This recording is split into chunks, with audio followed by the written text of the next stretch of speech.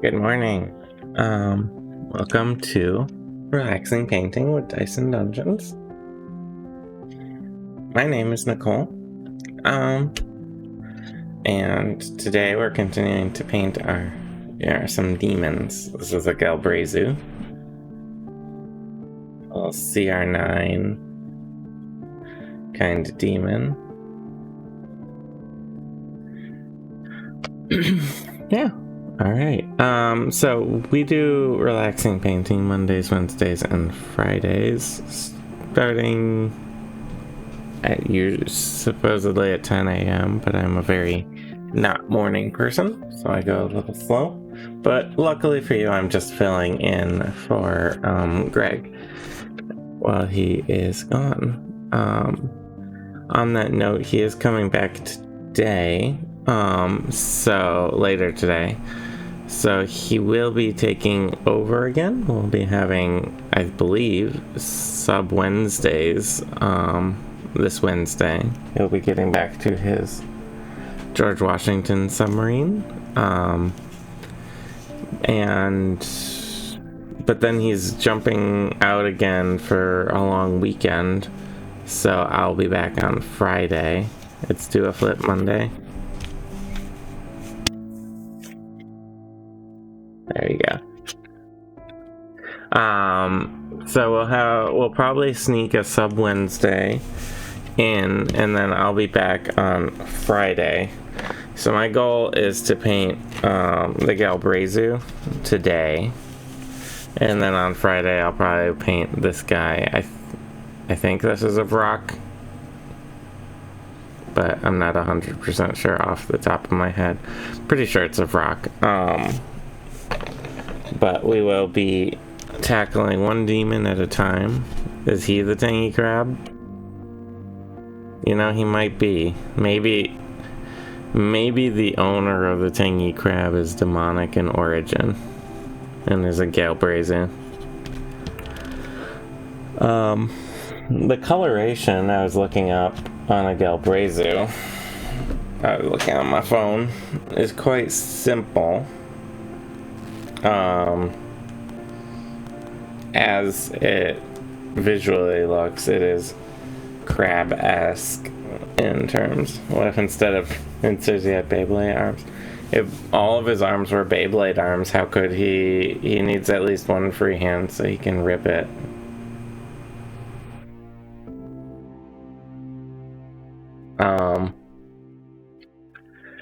It's a fairly simple color,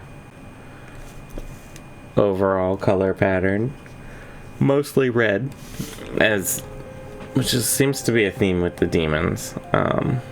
They like the red. So what we're gonna do is get our base coat on.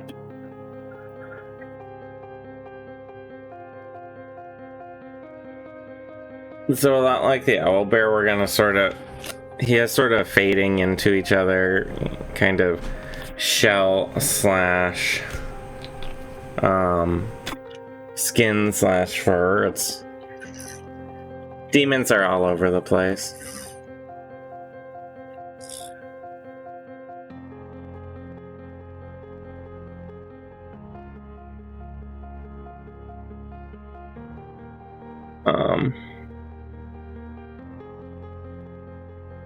So we're gonna get some of the underbelly painted on.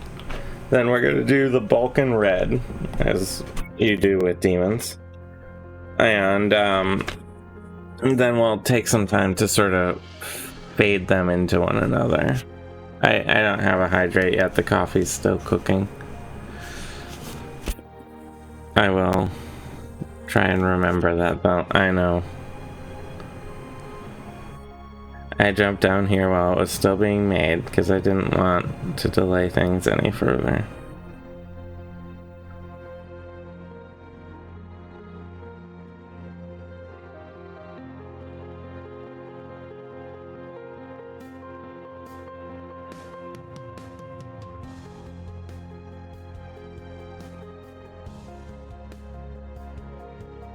They have sort of a white-ish creamish underbelly that fades to red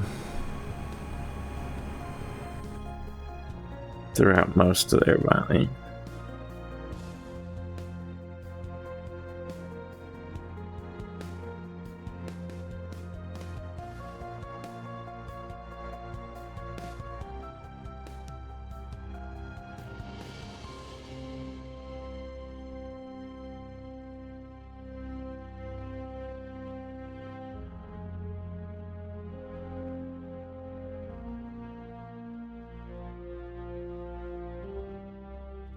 Like white on the underside of some of the arms.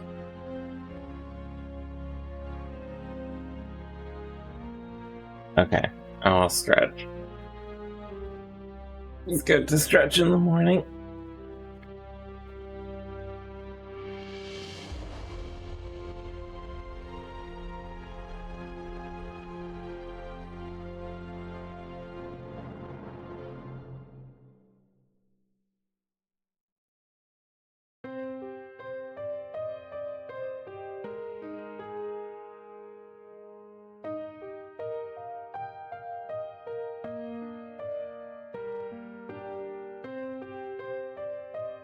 And weirdly, even the humanish arms are crab colored based on the pictures that I have seen.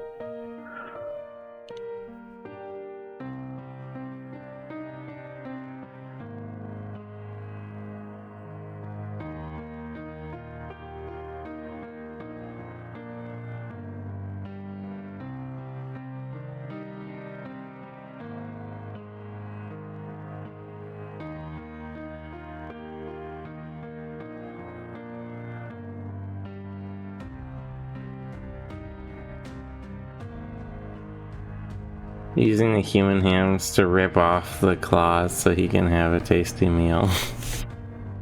Just like eating, what is that called? The something phage, when you like eat part of your own body. Like if you like have a, I don't know, a nail and you bite it off, if you were to swallow it, it has some term. Like a hangnail. I forget what it is. It's something phage. Which I think just is Greek for eat. Old-timey Greek. So his white, that's pretty much where his white underbelly is based on the pictures that I've seen. And then almost everything else is pretty much just red. And we do some fading. So there's a lot of surface area to cover on the back with the red.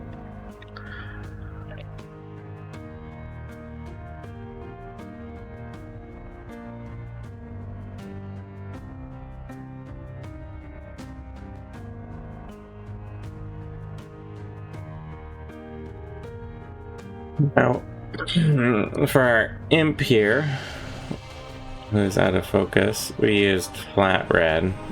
I think for this we'll use scarlet red.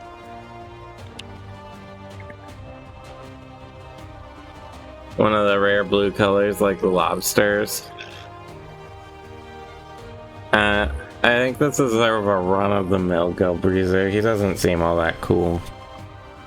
I don't think he deserves to be like a shiny demon. Like, this guy, I don't know, he just doesn't seem, you know, he's like, oh yeah, I'm a Galbrezu, and he's probably like rude to waiters,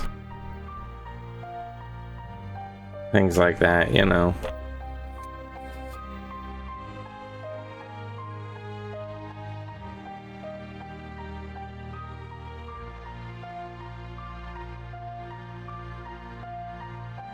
Like, most people, you know, are rude to waiters. You know that's not true. Also, you don't know cool people.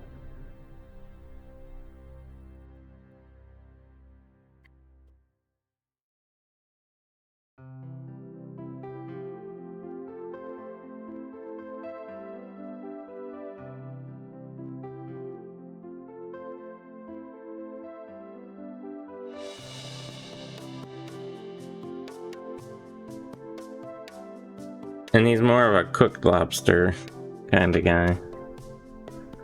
They're playing Howl's Moving Castle for a whole week. Yeah, that sounds fun. I like that movie.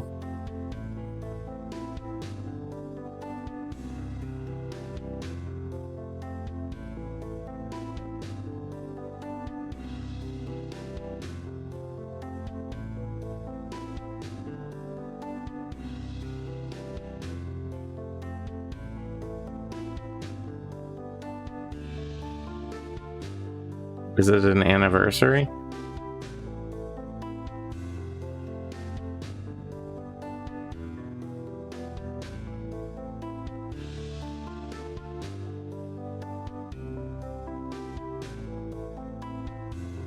Of its release?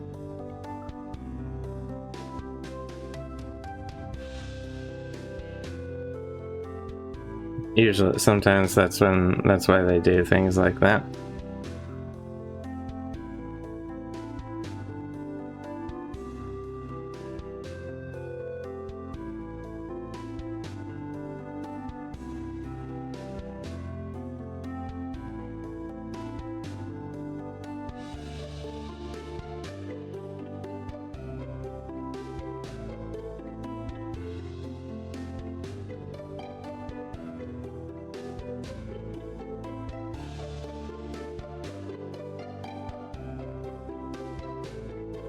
He looks like he's... I should paint like the head not demon colors, and it'll make him look like he's in some sort of like Christmas onesie.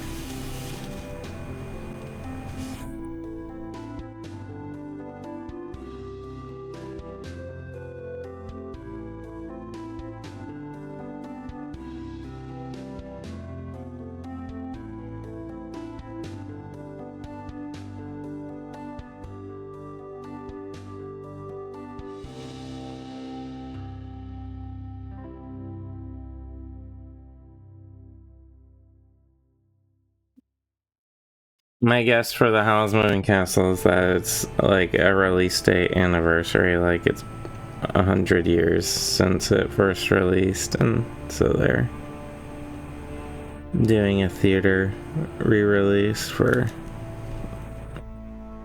the anniversary, hoping to cash in on some sweet nostalgia of people who go, wait, that was released that long ago? Oh no.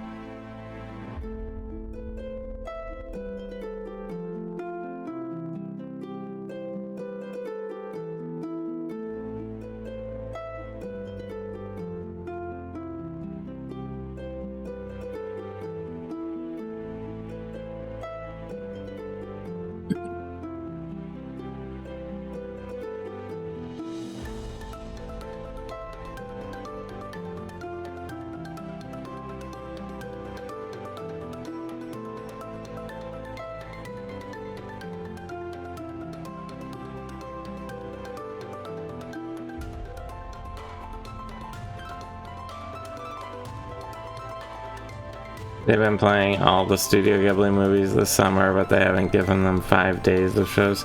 I think they know that Howl's Moving Castle's like one of the big ones.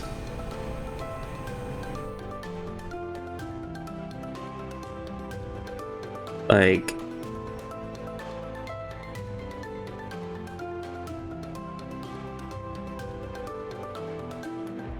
you saw Princess Mononoke on Tuesday? That's cool.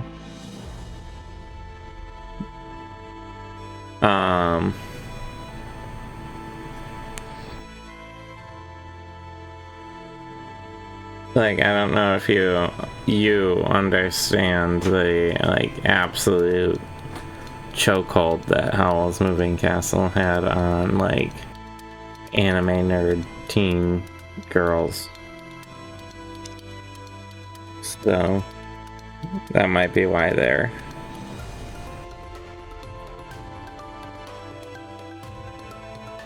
giving it extra time. I feel like they've also done these in the past. Remind me that I saw that movie way too young. Yeah, probably. They probably also done them in the past and noticed that like some of them sold a lot more than others. So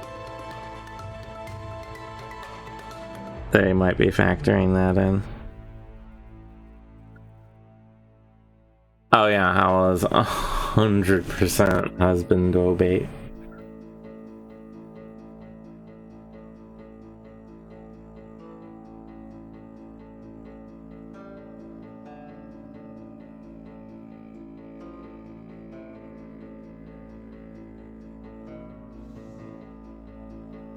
And Sophie, the main character, is very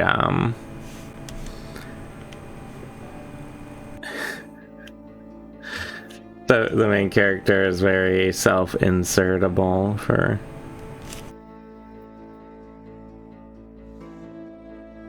people. Plus, if you're watching it on dub, I mean, I think the real draw is that Billy Crystal plays a fire demon.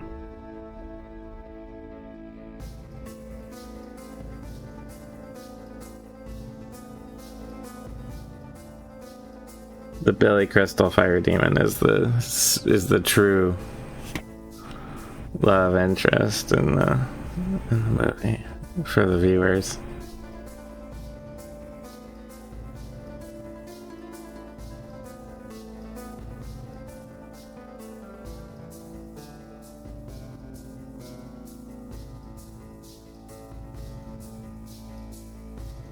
Oh, I really like Porco Rosso. It's really good.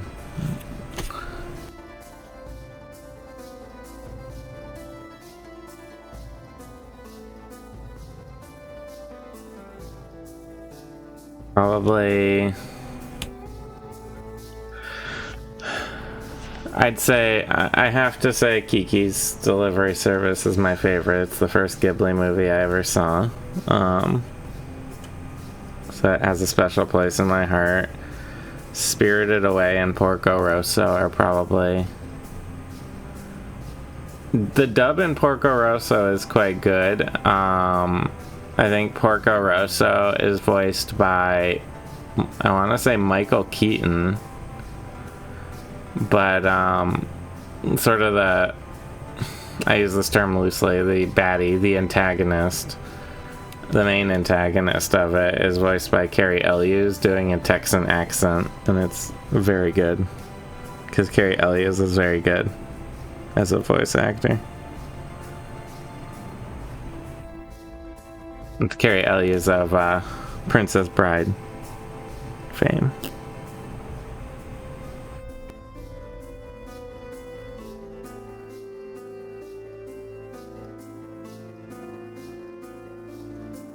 But I want to say Porco Rosso is Michael Keaton in the dub.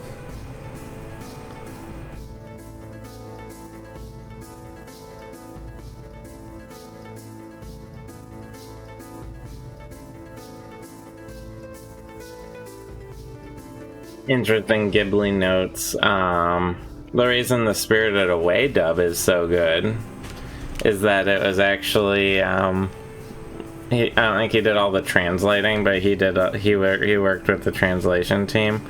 Neil Gaiman did a lot of the translation for that movie.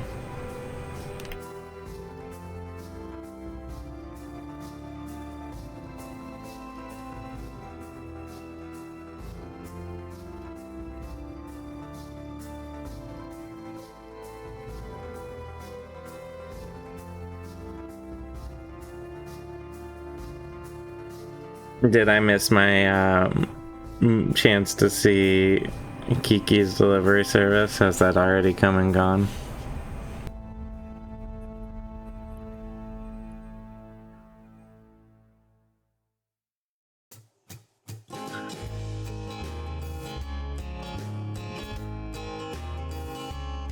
Yeah, that did it. You saw Nausicaa? Yeah, Nausicaa's really good.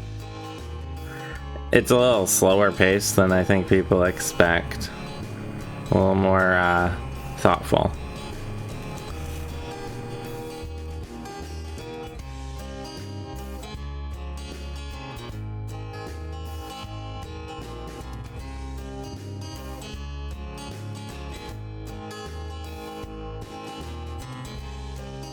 I also like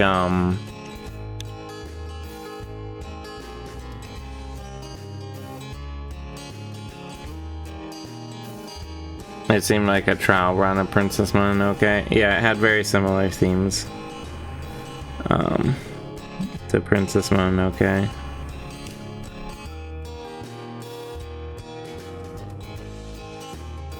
It's sort of like ecology and taking care of the earth.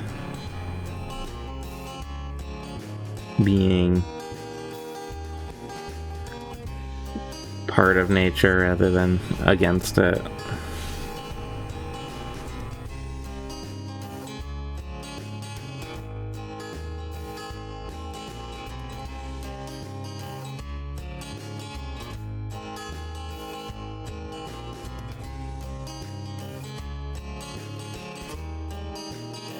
Porco Rosso, Howl's Moving Castle, and Spirited Away left. Well, all three of those are good, are very good. Did they do Secret World of Arietti, or did they only do the sort of bigger, older ones?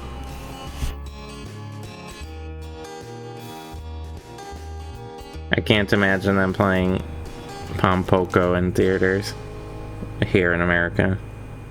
What with all the testicles? It's a very testicle heavy movie.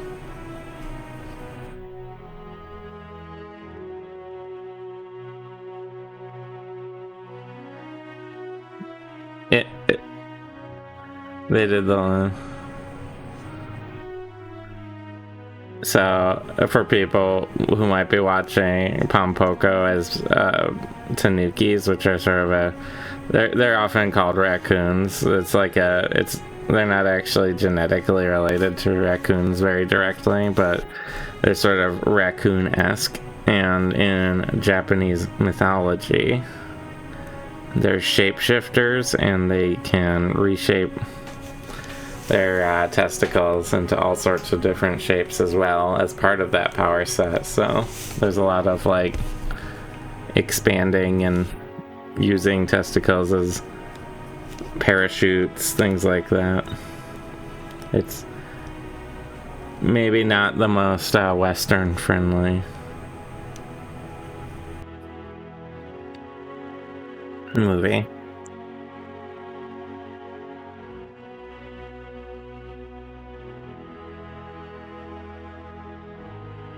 But yeah, I'd say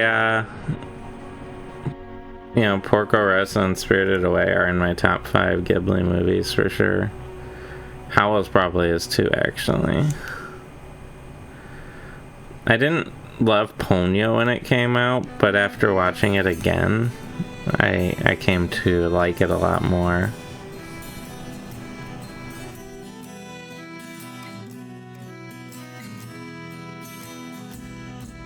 Like lost over that with the Tanuki suit and Mario. Yeah, exactly. We better fight this thing in the Power Rangers one shot. Oh, The Wind Rises is at the end of the month? Okay.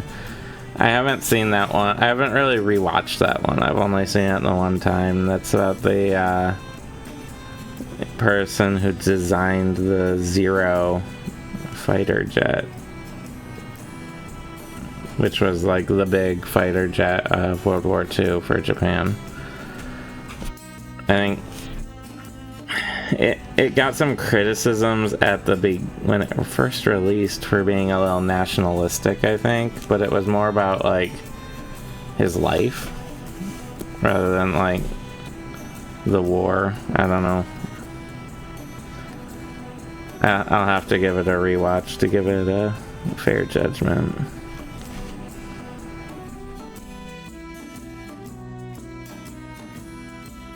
But I think people were a little like, we probably shouldn't be glorifying, you know, World War II.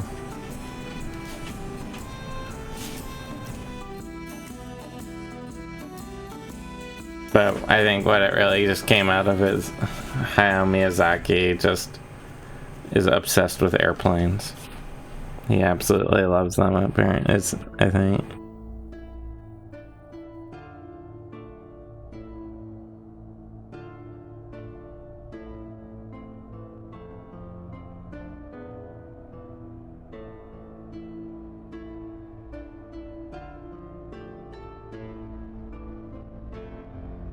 Did they do Castle in the Sky? It is weird seeing prominent media being produced by a culture that lost a major war. Usually we see the winning side. Yeah, exactly.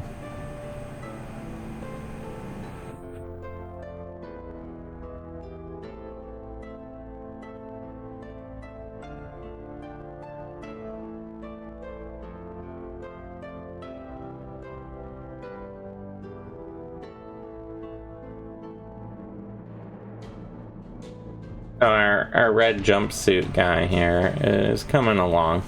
This base coating is always kind of like, I don't know, the boring part. So I'm glad we can talk about Ghibli movies while we're moving through it.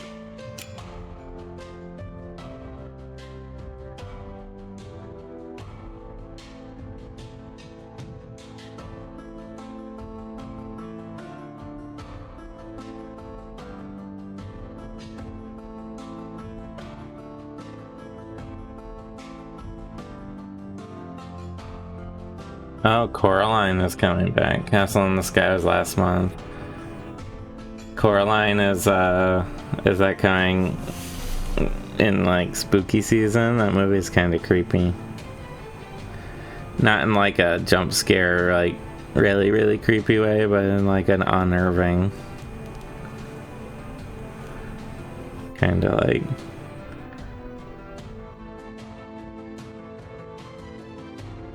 Creepy. Aardman did a short Star Wars Visions. I never fully watched Star Wars Visions, actually. Now that I think about it, I should go back and finish those. I think I saw the first like 3.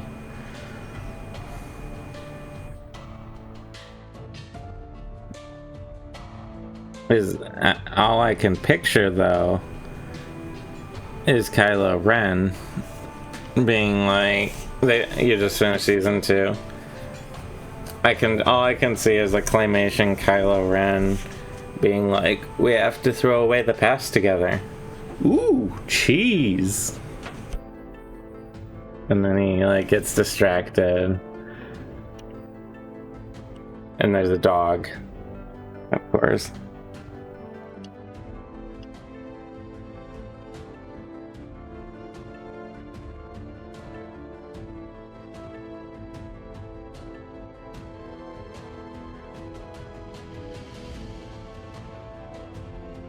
For some reason in my mind, Kylo Ren, it was kind of that. Kylo Ren's the only one I picture is Wallace from Wallace and Gromit.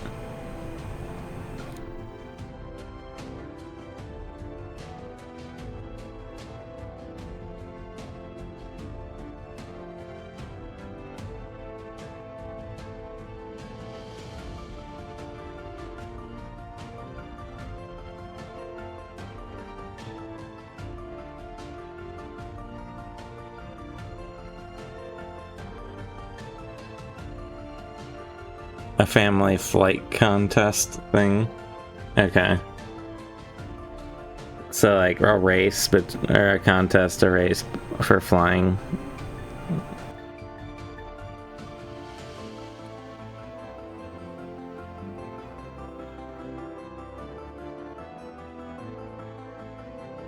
That sounds like it was a little more in like the like Lego Star Wars vibe.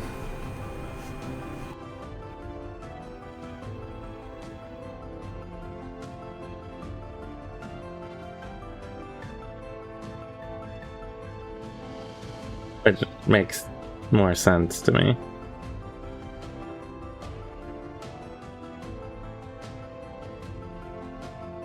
Wedge was in it and hawked merch. That's pretty funny.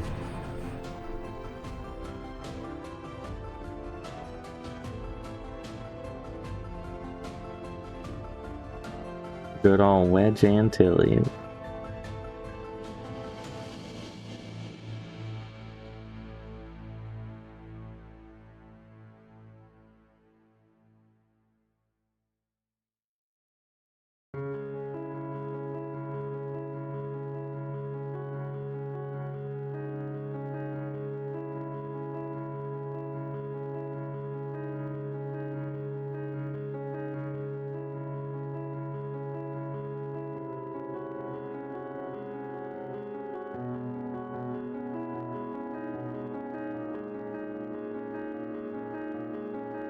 Oh, we are painting a Galbrezu, who's currently in the base coat.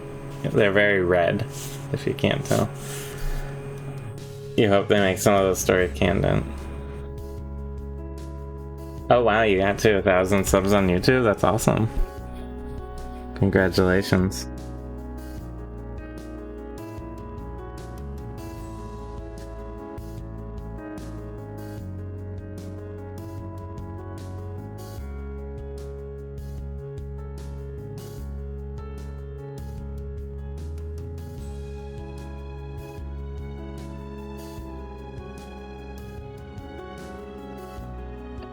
Yeah, we are painting a Galbrezu as part of our ongoing series of like D&D demons / devils, which are two different things in D&D.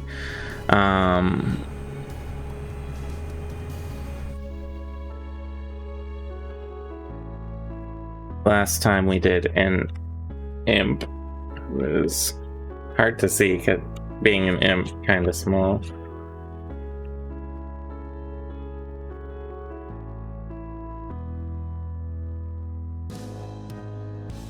Yeah, we did a little imp.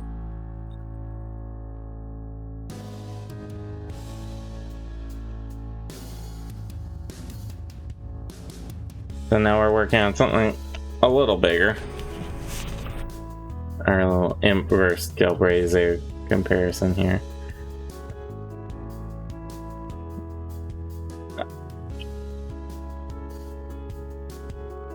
Is the imp friends with the Galbrezu? Well, yeah. The imp's friends with everyone, though. The imp is one of those people who's like, they're friends with everyone you've ever met, and everyone thinks that they're their best friend, but really, like, none of them are. I'm like, oh yeah, I'm definitely the imp's best friend. Been so busy lately. This is your first night off since I started your new job. Gonna pop open Baldur's Gate 3 with a friend tonight. I have been playing Baldur's Gate 3 with Lexi, my wife, and we've been doing the co-op, and have not been getting nearly as much sleep as we should, because it is very, very good. Honestly, it's the first computer RPG that I played that feels like I am playing a table game in a lot of ways.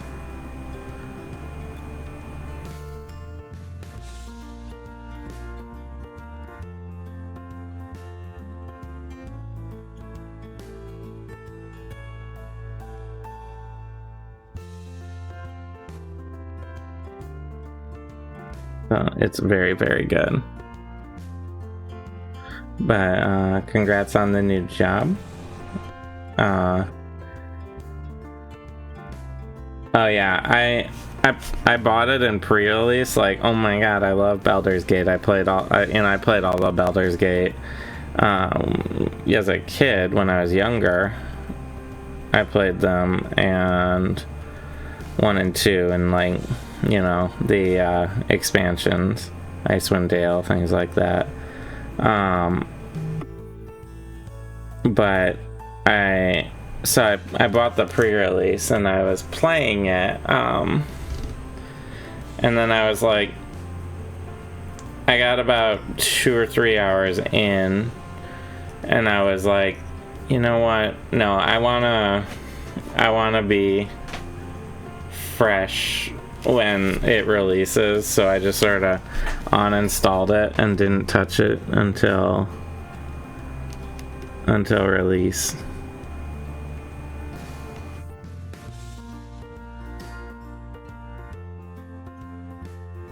And I've been pretty happy with that choice.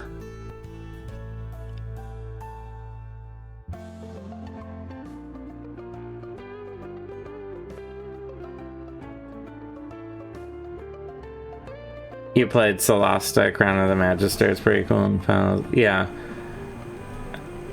I'm very, like, I'm one of those people who's, like, really into this sort of story and character parts. Like, that's one of the big things that I like about RPGs. And I tried playing Solasta, and I will, like, the technical aspects of it, the combat, the tactics, the adherence to the rules, things like that, very, very good. But the cutscenes and acting and like the character graphics and stuff, I just like, they kind of like broke my immersion quite a bit with it, and I could not get through it.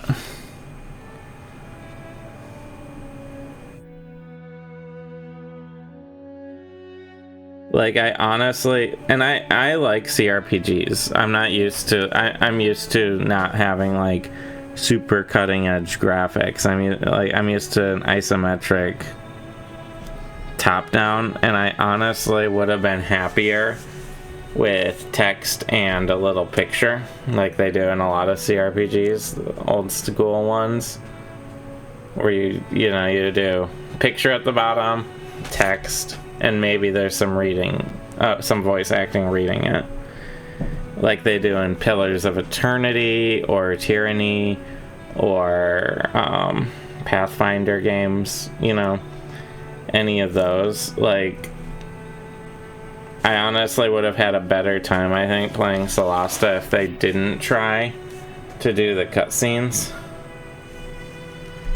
the way they did. And I feel like that's a little harsh, but it's what it is, I guess. So I finally, so much red. I finally got him in his Christmas jumpsuit. I've left the horns loosely unpainted because they're going to be painted in black. I was looking at the character I made had air graphics, so she was dark in the mouth, like it was missing. The jaw is gone when she talked. So you were playing a lich. Well, the jaw just came right off.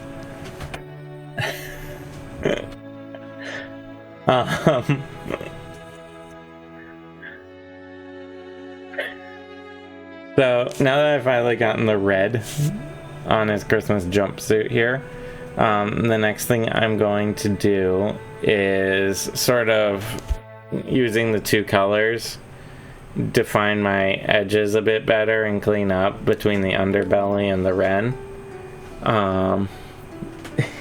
Yeah. And then we're gonna use black for the tips of the claws. There's gonna be black on all the horns. The teeth I'll probably do in the bone white. Oh, yeah. Have a good dinner. The teeth we'll do in bone white. You know, it's a demon. So And he actually has little bracers on the human arms, which we'll do in a brass color once we get there. They're a little hard to see, but the human arms do have bracers. And then we do a big wash and we do highlight colors. So what I'm gonna do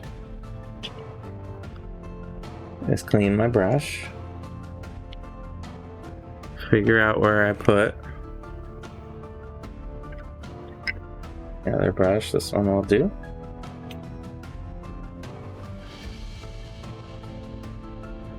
So I'm taking the sort of crab underbelly white beige that we had before,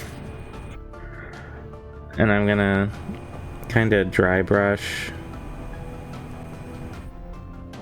out a little.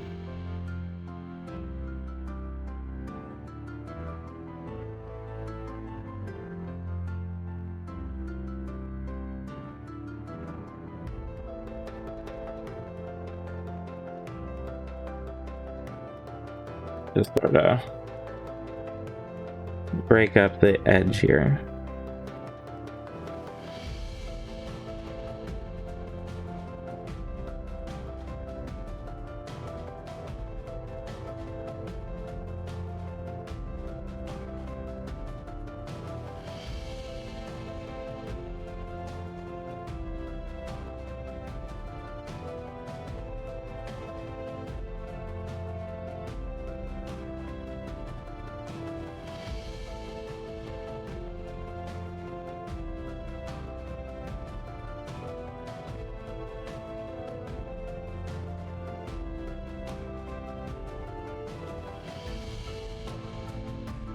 Just to make it a little less stark.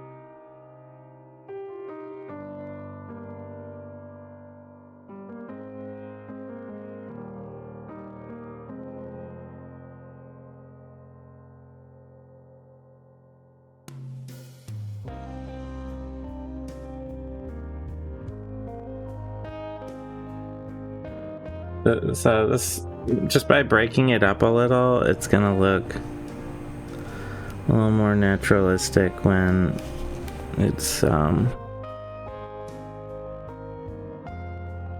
washed.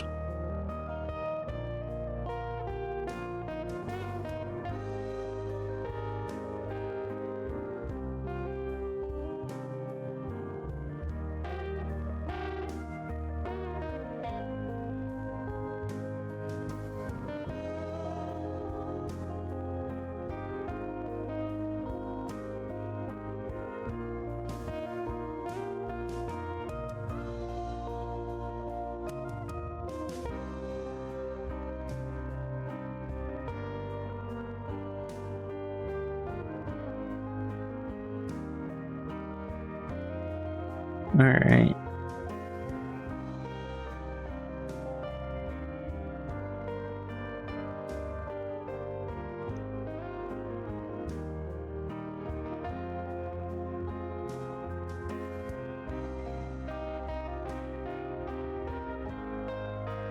Getting our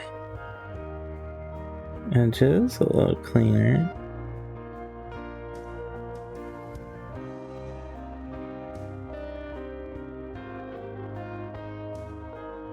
Alright, that should probably be pretty good.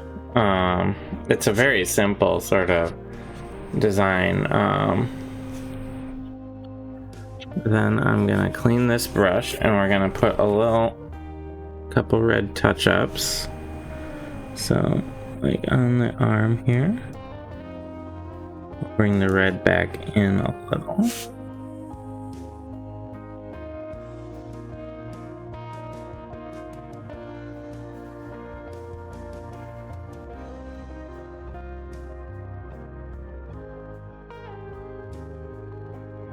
Honestly, that's not too bad.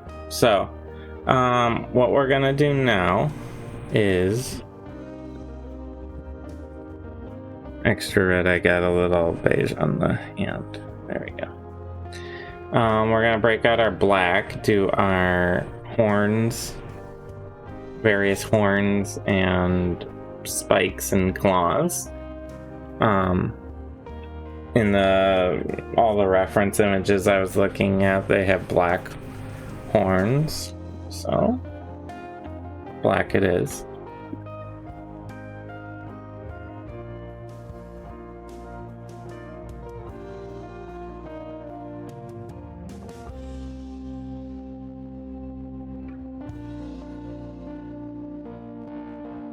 Right here. Need a little bit more red right there. There we go. Perfect. Thank you. I've been delivered coffee, so here's that hydrate.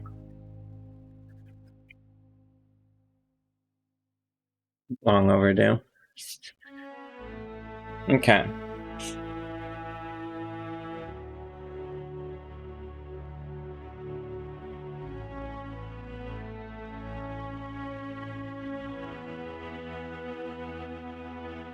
So we have our black, which will comprise all of its little pokey bits, basically.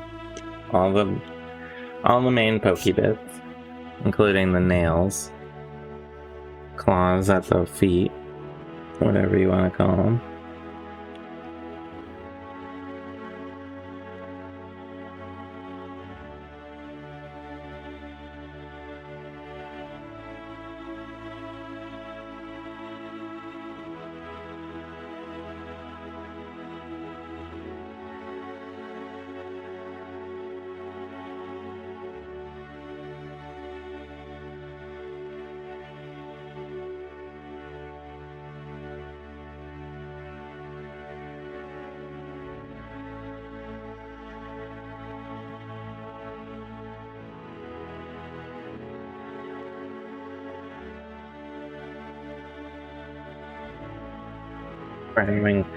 We're having a dog party upstairs, it sounds like.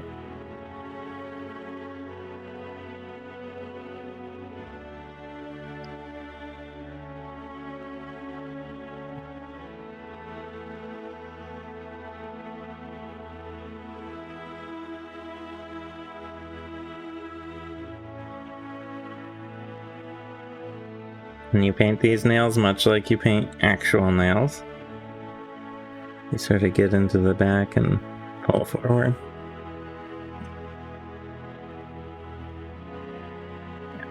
Give him a little black claw use, right?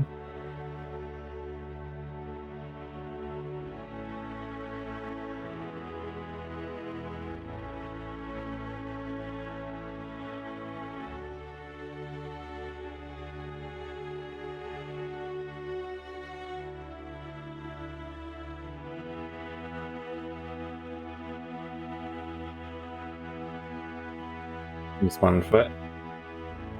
And the feet will be much more readable when I do the base color, because right now they are kind of splotchy.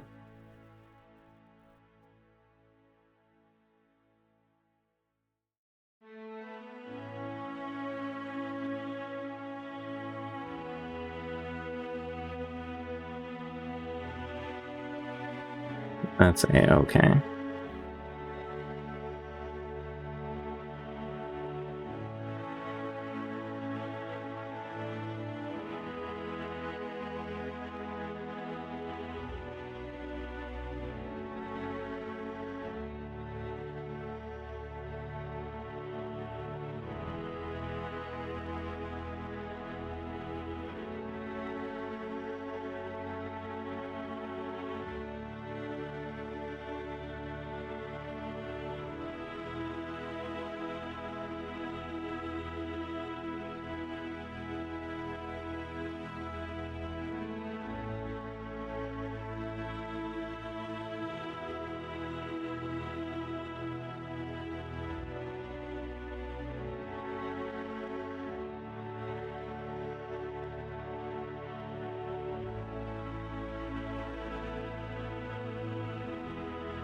go.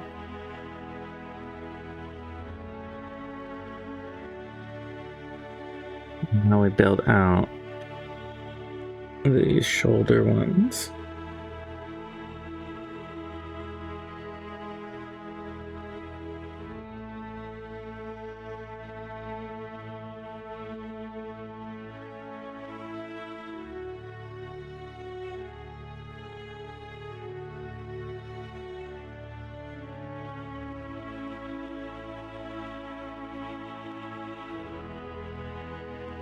We have a lot of spikes on this crab guy.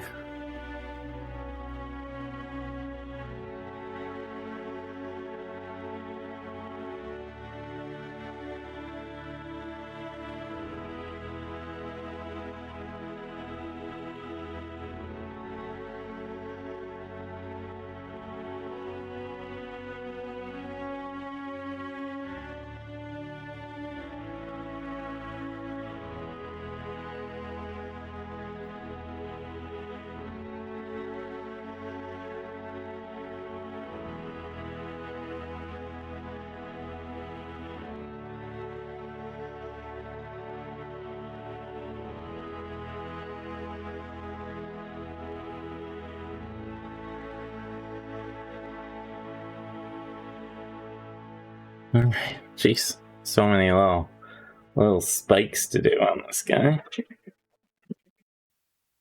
There's definitely something going on with the puppies. Wow. I don't think... we have filters on, so you probably can't hear, but they are running around.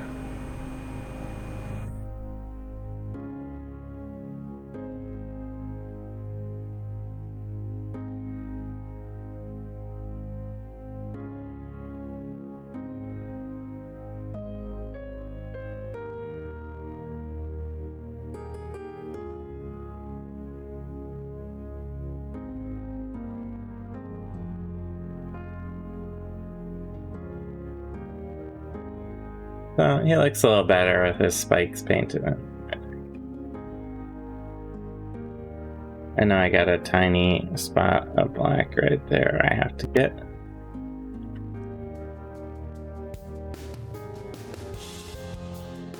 So we will paint the other side of the spikes.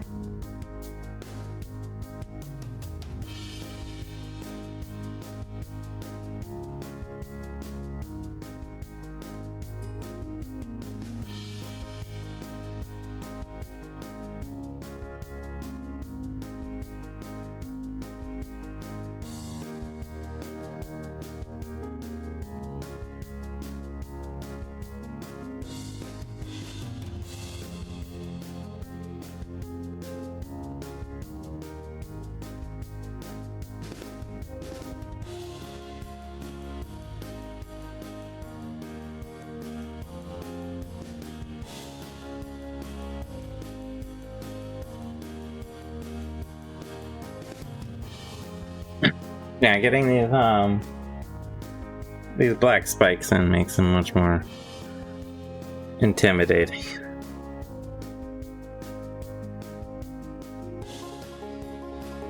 A little bit less like he's wearing a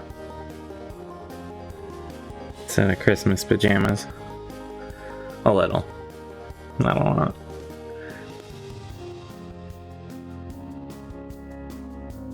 I always start off on the Galbrezu to be one of the less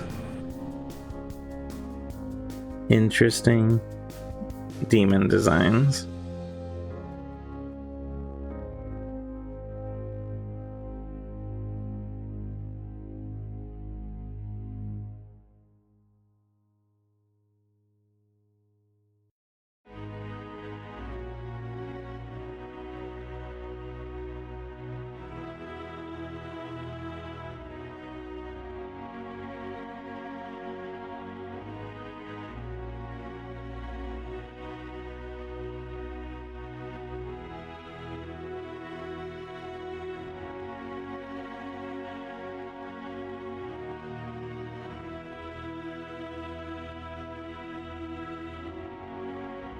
Alright, okay, we're getting somewhere with the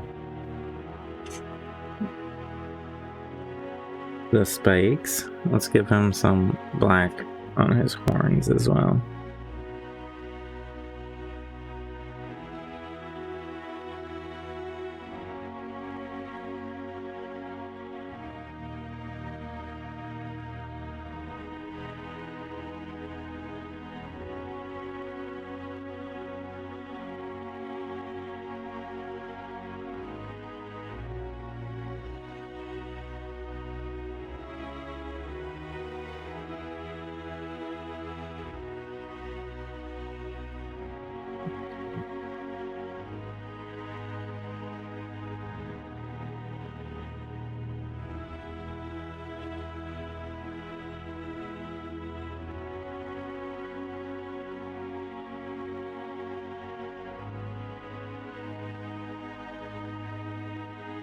Will help wrap up the head. Obviously, the face needs some work.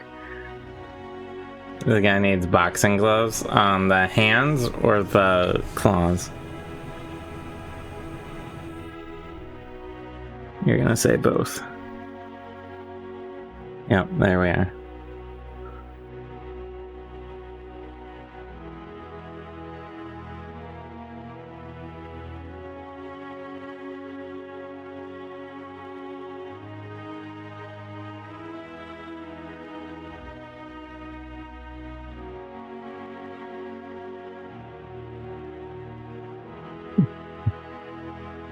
So now what we're going to do are the tips of the claws. So the tips of his claws are also black, and they sort of fade more. So what we're going to do is get the tips painted in black. Like so. Just get them. Get sort of a central body of the tips black, like that.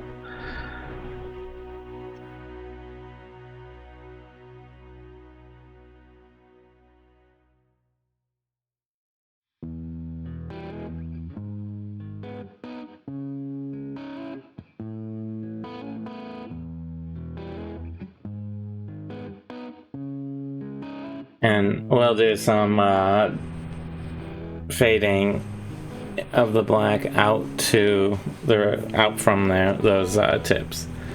But we'll do the same on the other side first.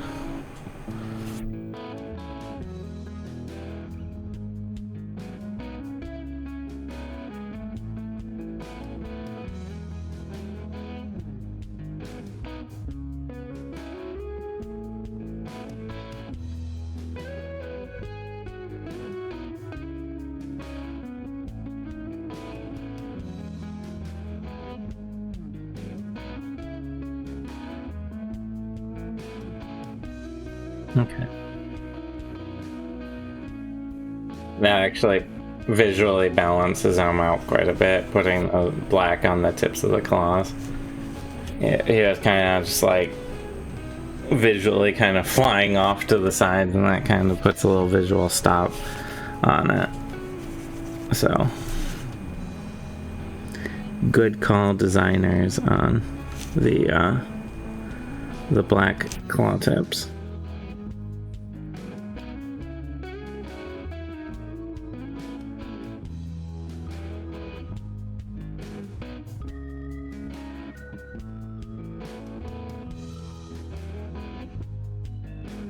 There, I'm just breaking up the area there. Give it a little more of a gradient.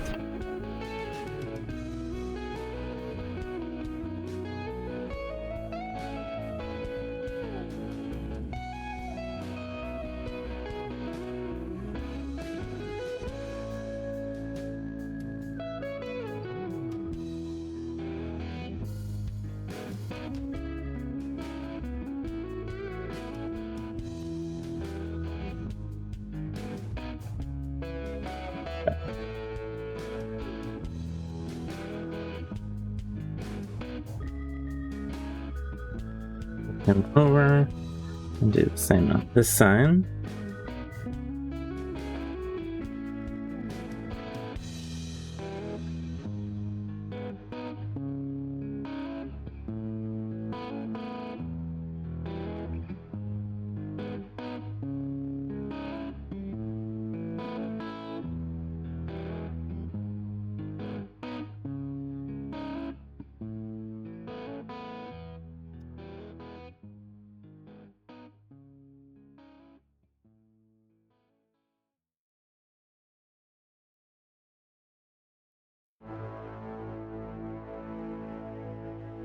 Alright, and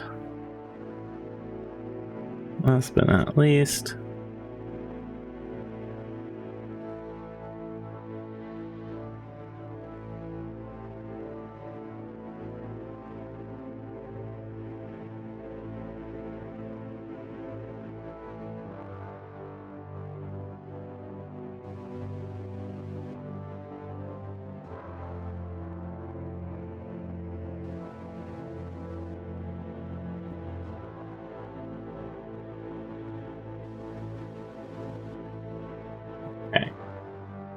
so there's one last thing we really need to handle, and that's actually that the human hands have bracers, little brass bracers. So what we need is our brass.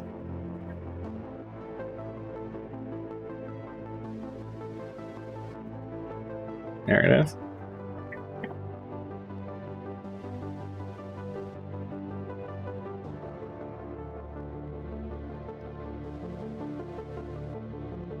Just noticed a spot that I kind of missed.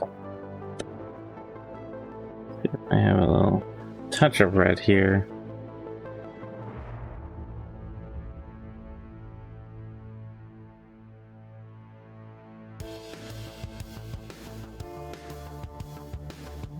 I think we're good. Don't need much brass. These aren't huge bracers.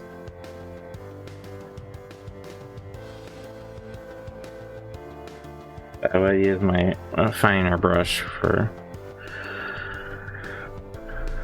control here. So there are little bracers here.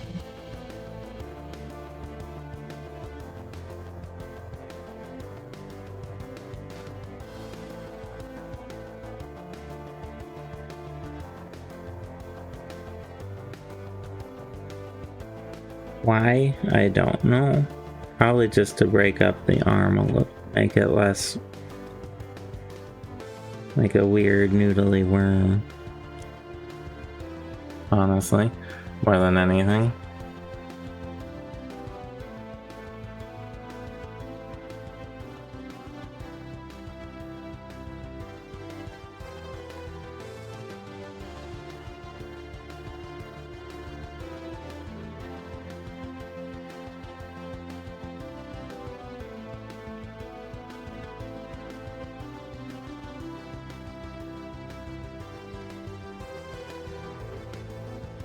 There we go.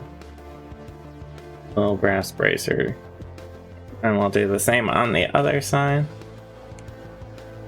Well, maybe when Dad finishes Sub Wednesday, he has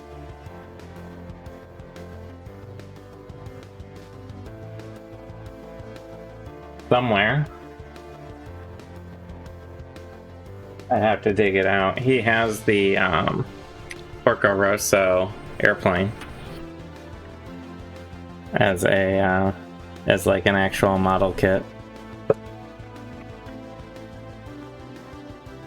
It would be cool.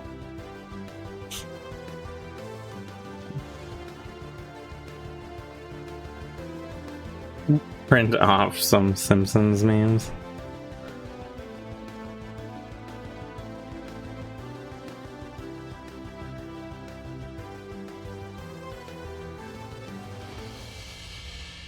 What, so we have like a little vignette?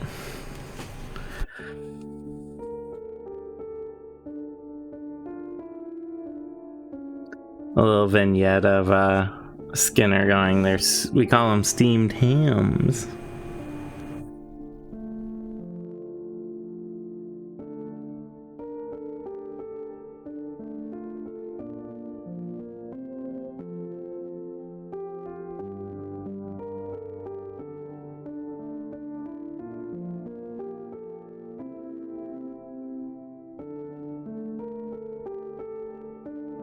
Large holding up a potato because I think that's neat.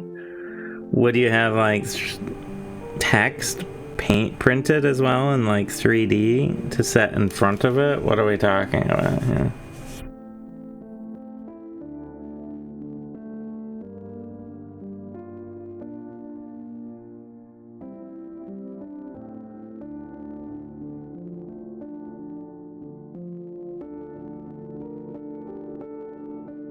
You have to assume the people would play the dialogue in their heads. I mean, it's probably a fairly safe assumption.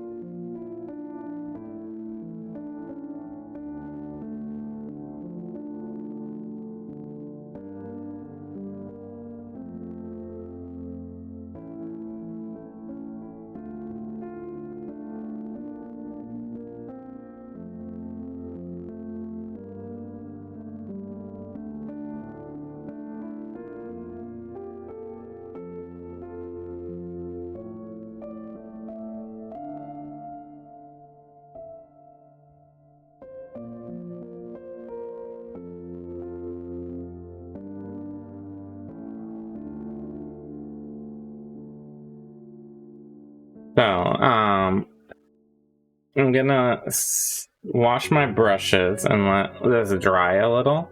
We're gonna give it a wash. So I clean up that spot.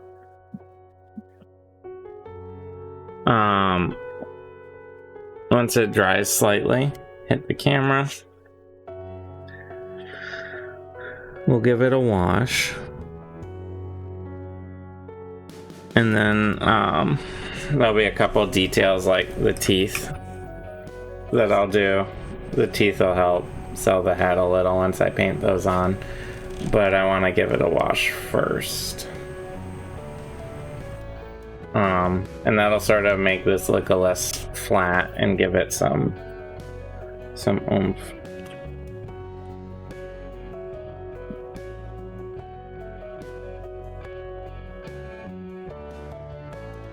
So for a second here, I'm gonna clean my brushes, have some coffee.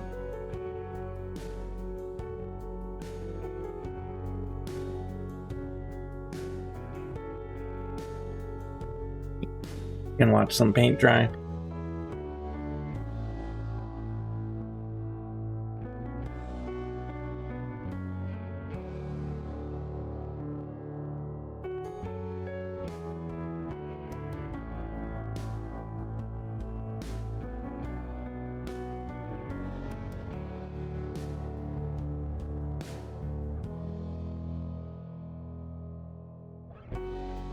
You need more drying paint? How much more drying paint can we have? This whole... When we have to paint our house, will it be a live stream? Just actual paint drying? Like on a wall?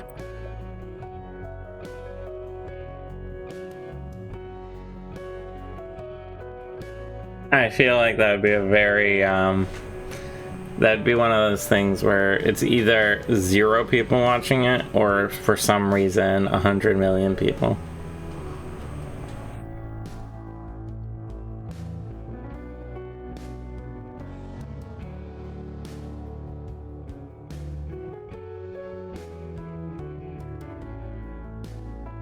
Are you saying actually like stream the painting of it and not just like paint the wall and then position the camera looking at the wall and watching the paint actually dry?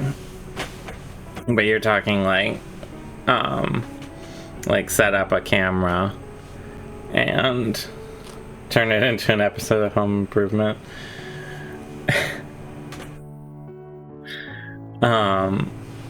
Set up a camera of like the room and actually stream painting it. Okay.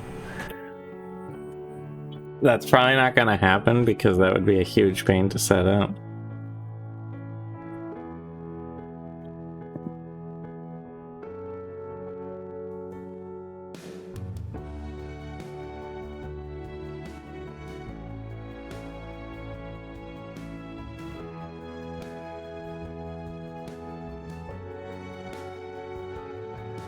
stream from the phone.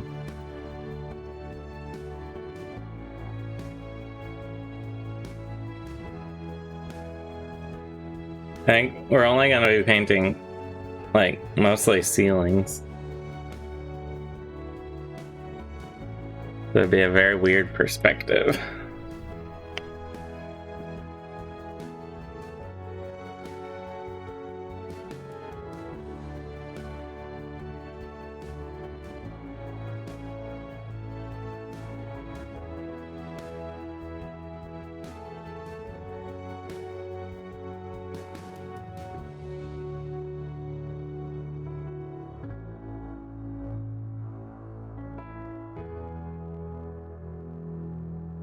You're not telling me just paint over it with a second coat.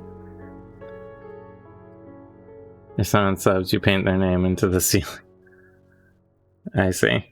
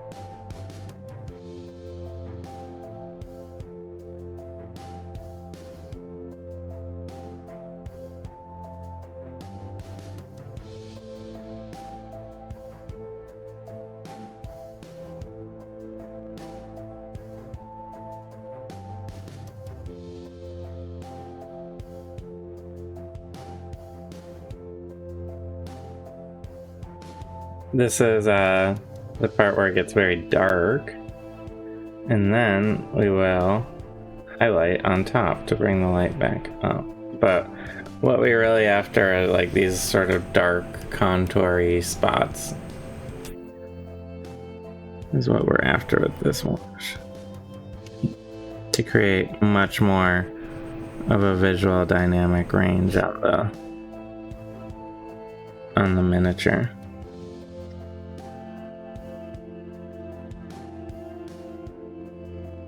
Because he actually has a lot of like little ridges on his body, things like that, that will just become more visible.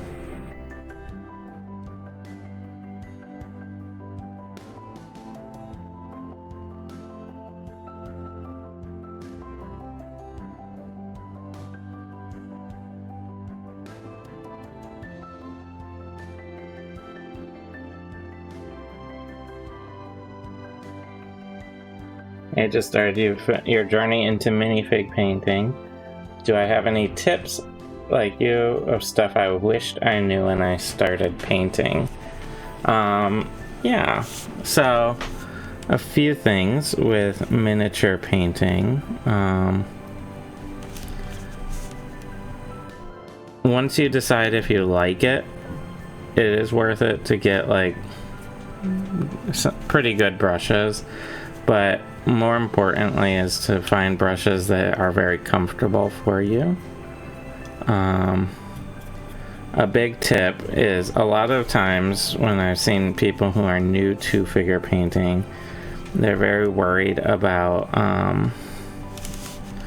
like getting a splotch in the wrong spot, and if you're doing it in acrylic, which is what most minifigure paintings, whether you're buying a big brand or a smaller one, most of them are done in acrylic, but there are oil based, but acrylic are much more forgiving to start with.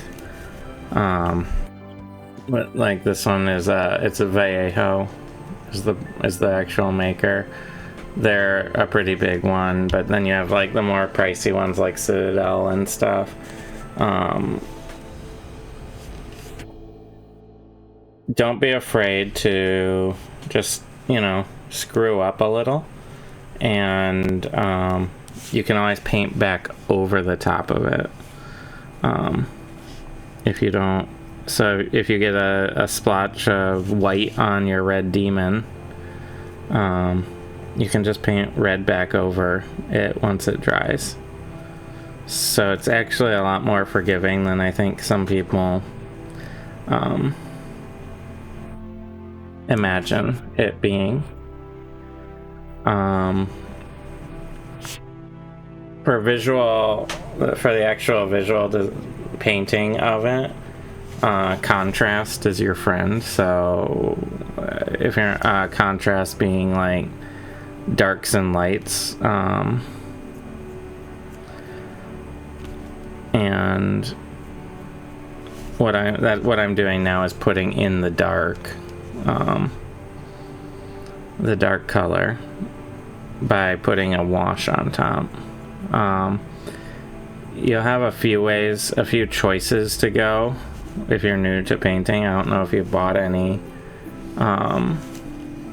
paints yet or not. There are a couple varieties of what are sort of newfangled paints. They're called contrast paints or speed paints. Basically every brand has their own name for them. They're fairly new in the painting industry. This is Army Painter's speed paint, and they're pretty fun. They're a little pricier, but they kind of they're sort of an all-in-one paint. So traditionally what you do, you bought a D&D paint set, which comes with a minifig and basic yellow because it didn't have one. Alright, cool. Yeah. So those are almost assuredly acrylics, which are much easier to do than oil paints. And honestly, I would just focus on having fun with it first and foremost. But some general tips is you're gonna want to put you're gonna want to paint like the large areas in the color, and then you can use a finer brush to go in and do the details, things like that. And you can always fix any mistakes. There's not really a wrong way to paint a miniature as long as it looks good to you. Depending on the paint you have, if you find it's a little too thick and it's globbing on the brush, with acrylics you should be able to just apply the tiniest amounts of water. Even just getting your brush wet before you pick up the paint will help thin the paint out a little, and it might be a little easier to apply to the miniature, because a lot of the times, especially in every brand has its own sort of thickness that it comes with off the top, so I don't know what kind you have, but if you do find yourself going like, this paint's just globbing up, it's not coming off the brush and it's creating big splotches,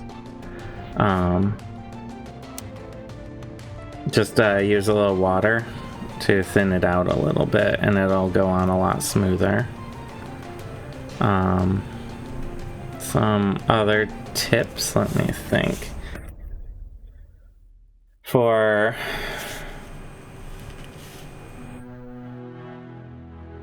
I don't know if it came with a wash, but what you're gonna see, you've had problem with faces of the miniatures because they come kind of blurry. The face can't be seen.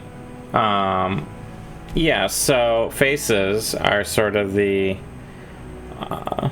never-ending struggle. It's always the hardest part of the mini because it's a mixture of, it's one of the smallest, most detailed parts of the figure, but also humans are really, really, really good at telling when something is wrong about a face. We're just sort of hardwired to be like, to recognize faces. So when you see a face that doesn't look right, you can tell right away. So there's probably a few things that you can do to improve a face. Thinning your paint a little will definitely help avoid clumping on the face. A lot of the times, if your paint's too thick, you'll put some like whatever, like skin color or whatever you're putting on the face. It'll come on and then it'll create like a blob, and then now you have like a big blob over the eye or something. So doing multiple layers of very, very thin paint should help avoid that. If you're going for a more realistic face, you can also when you're doing very fine details, having a very fine brush like this, and they make even smaller ones, can help. And a lot of it is thinking about how light actually falls on a face will help sell it to the person looking at it. So like the forehead, the top of the nose, on the cheeks, those are going to be your brightest spots. So I don't know if you're using a wash or not, like I'm doing right now. A wash is a very thin, like a super thin paint that you can apply, and it will sink down into cracks and crevices and create a little more of a little more of the contrast. But something you can do is, if you you put like a skin tone on the face, you put a wash on it, very, very light wash. You can then take the original skin tone and go over the sort of highlighted areas to get that sort of contrast built on the face. I'll probably be working on the face a little later here. As this wash dries, I'm going to do highlighting. So I put a base coat on this Galbrezu of the base colors that you're seeing here. I've now washed it in a dark gray to get the tone down and get darker spots throughout it, showing off like the ridges here. It's I have a hard time going in public. Your face is blurry. And then what I'm going to be doing is taking those base colors again, and I'm not sure if you're familiar with the term dry brushing, but it's a fairly simple method where I can do an example. You take your brush, you take whatever paint it is, let's say we have some black paint, and you get it on your brush like that, and then you, on a paper towel, you get rid of almost all of the paint, so you just have a very tiny amount on the tip of your brush, and then when you can sort of glance it over, and it gives you a very thin amount of paint, and you can skate over minis and it will apply it onto just like the higher points. So if you have like a mini like that, it'll only hit up here and leave this part darker and the raised point lighter, or vice versa, depending on the color of the paint. So what I'm gonna do here is, once this wash dries, I'm gonna be dry brushing the red back on top of him, and all of the raised points on his body, like on these ridges on his arms, they should get lighter on top and darker on bottom, and that sort of color contrast, light and dark, will really make him feel more realistic to the human eye. And you can do that with pretty much anything. I'm assuming if you bought a D&D set, you have like probably more like elves, dwarves, people in armor, that sort of thing. And you can, if you have washes, you can use them, but there's also absolutely nothing wrong if you're not comfortable or ready to do washes like that yet, to just sort of, this is Dragonborn. That I didn't paint this guy, but he's a good example. So he has a lot of metallics on him, but he doesn't have any real washes on him, so you can get a pretty good sometimes camera focusing can be a little hard on the little yeah. So he was painted by Greg, who also, my dad, who also does the this painting stream, and he didn't do any washes on this guy. He just kept him very bright and metallic. And I know Dragonborn faces are a little different than human faces, but what he did, because he has a hard time seeing, he's older, he actually just painted the face and then put a tiny little red dot where the eyes are. And that's one way you can tackle faces, is on a mini, because you're lacking so much detail. You can be a little more abstract with the face. You can just, if you have like a brow ridge, like on a human, where there's a brow that sticks out, you can just get it a little dark underneath, and it'll sell a little more like a face than trying to paint a very realistic eye, which you need specialty brushes and very, very steady hand to do. But you can get away with just like a dot or on the face, or even just some shading,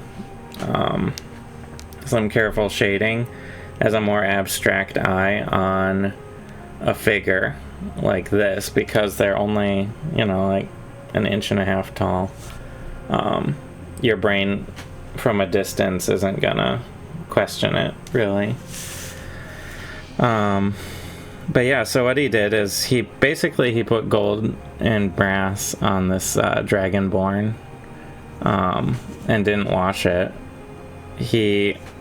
One thing you can see he did is he had like a darker brass on the breastplate, and then he just put a simple streak of a brighter brass on some of the edges. And that's almost sort of creating that effect that I'm doing with the wash and the dry brushing here.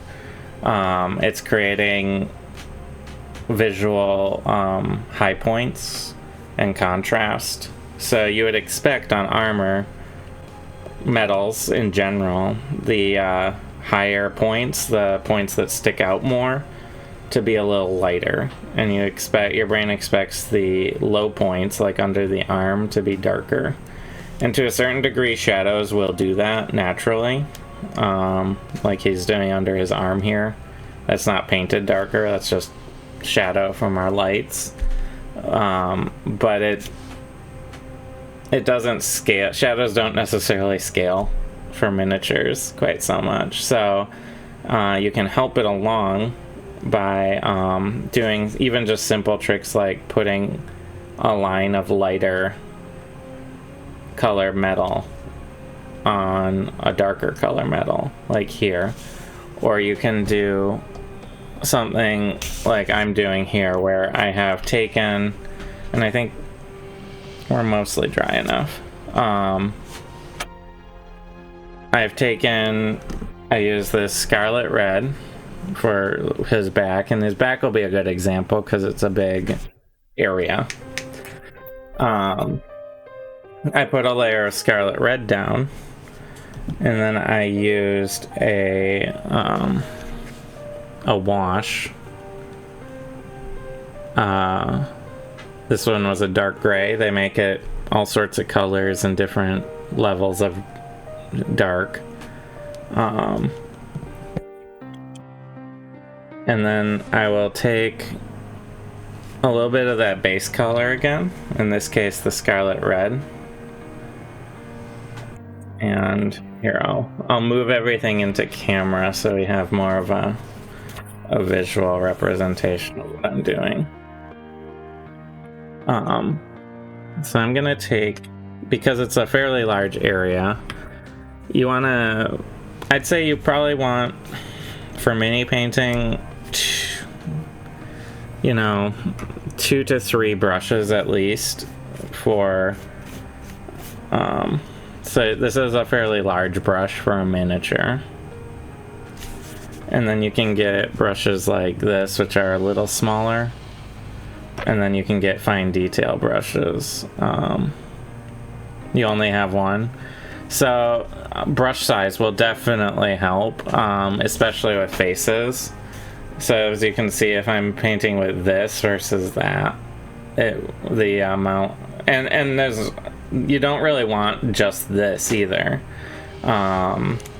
because painting this whole guy red with that would have taken me probably 5 times longer than the amount of paint I could cover with this guy. So I'd say it'd probably be good to, at the very minimum, have a brush about this size, and then a brush that's a fine detail brush. And just sort of, I'd say, since you're new, buy cheaper brushes and just see what sort of shapes and bristle styles. There's like a million of them out there. There's so many different shapes and types of brush. Just get a couple cheap ones, see what you really like, and then if you're like, oh, I think this is a Japanese brand, and this is technically called like a Sumie. Thanks for the follow. Yeah, Sumie line brush, but I find it really useful for details, so I got a expensive version of that. But like this one just came with a miniature in a set, sort of like what you're talking about, and it's perfectly fine for what I'm doing. So get a couple brushes of different sizes just to play around with, and you'll find doing a face with a very fine brush is going to be a lot easier than if you're trying to do it with something larger. So what I'm going to do here is I'm taking a little bit of paint on the tip of my brush, of the scarlet red, and then I'm going to get rid of almost all of it, like that. And then I'm just going to very lightly, and I have him set down a little, which is a little, I'm going to lightly sort of glance along him. And with dry brushing, because the tip is so dry, the paint will dry quickly.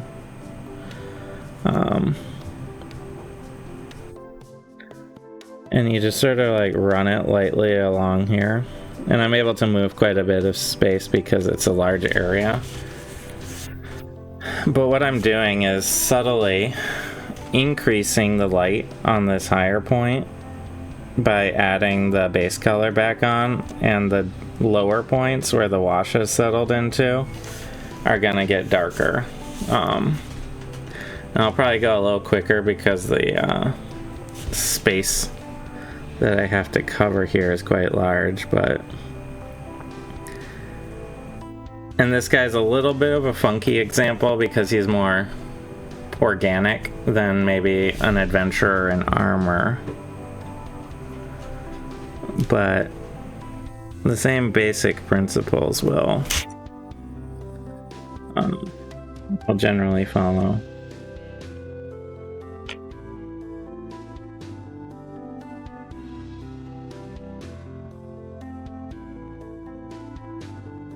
And he's a demon, so he's supposed to be kind of dark and intimidating.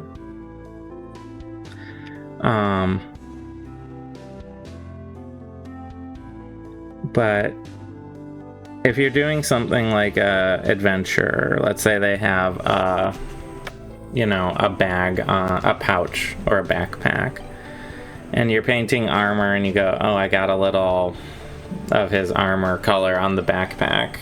Like, that's really not a big deal at all. You just wait for it to dry and then you can paint right back over it. So building up that confidence that you're just fine if you get something slightly off is one of the bigger parts of miniature painting. Just being confident in what you're doing.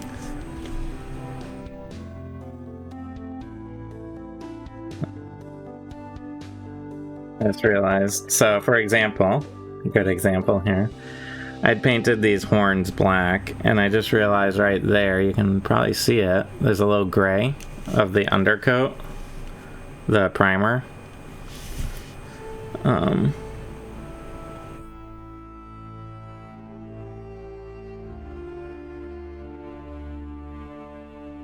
That I missed, and all I did was take some of the black and put it over it, and now it'll be fine. So the process I'm doing right now, you're probably like, it's not really changing it all that much. And it really isn't changing it a ton. It's just brightening it up very slightly, and the camera might not be picking it up super well.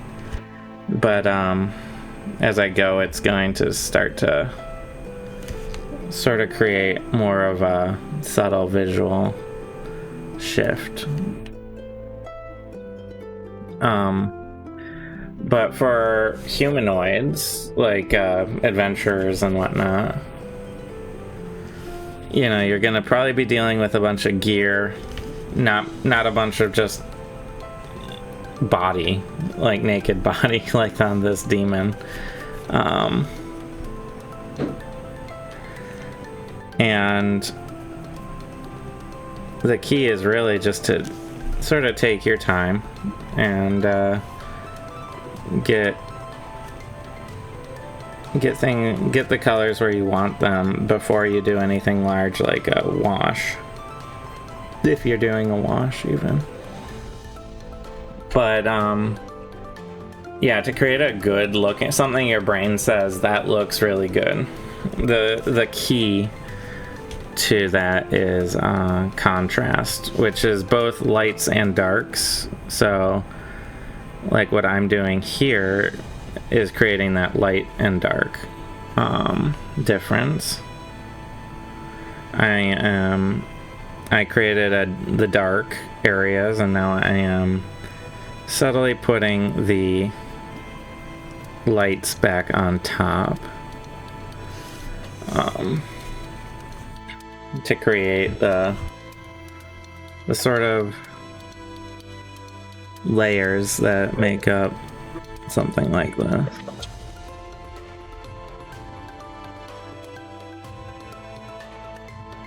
But, like, he has these little red ridges on his chest here, and I'm kind of lightly following the ridges to get the high points brighter. Like, you want this lower area to be darker and this higher part to be lighter. And that's one way to sell a figure as looking good. But another thing to consider are your color choices. So one of the downsides with a piece like this guy that we were looking at earlier is he's very one color in a lot of ways. He's very yellow gold, but you get some by using different yellows. So this skin color is like a very yellow gold, whereas this is more of a grayed brass on the armor. That creates that visual distinction that makes it a little easier to read. So doing some color differences, like on this centaur, the metal versus the gray doesn't sell very well if it wasn't shiny. But then the skin color versus the gray is very obvious. So having, maybe you have a elf in dark gray leather armor, maybe giving them a brighter red cloak will give some visual interest to the piece, for example. So color choices can definitely come into play with this. And my highlighting, you're gonna see a much more distinct difference when I get to the underbelly color, this beige. The red is a fairly dark, subtle red, so it's not showing quite as much, but it's important to do it anyway. But yeah, I'd say thin your paints, get more brushes of various sizes, and just build confidence in what you're doing. Those are probably the three big ones to do.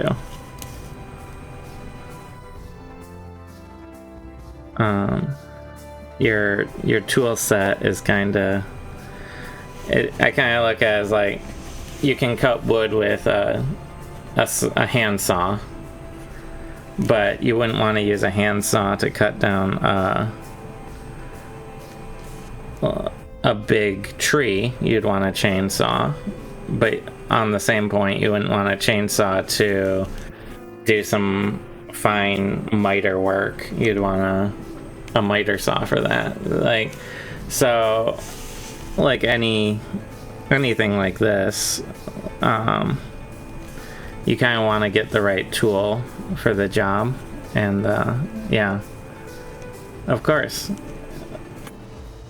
yeah. And the thing is, nowadays, unlike back when I was younger, minifigures are a lot more affordable than they used to be, especially the unpainted ones. And so there's absolutely no reason you can't just buy a little pile and go keep practicing. Like any skill, practice is the sort of biggest thing you can do. The more you do it, the better you'll get, and the more confident. So on his face here, I am going a little heavier with my paint to lighten up the top areas, the high points on his face. That includes the spikes. And I'm gonna be putting teeth on him in a little bit as well. Right now he just has a black in the mouth and eyes, so he's kind of a little visually boring.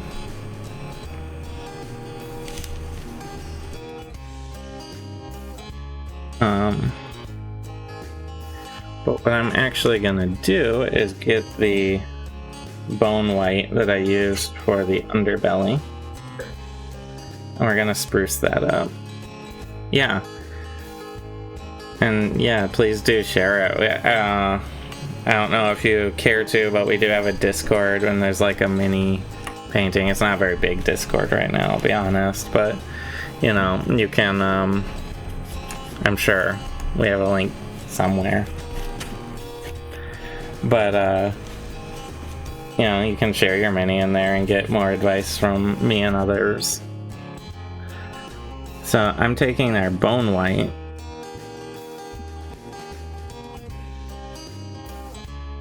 And I really want to bring this underbelly back up.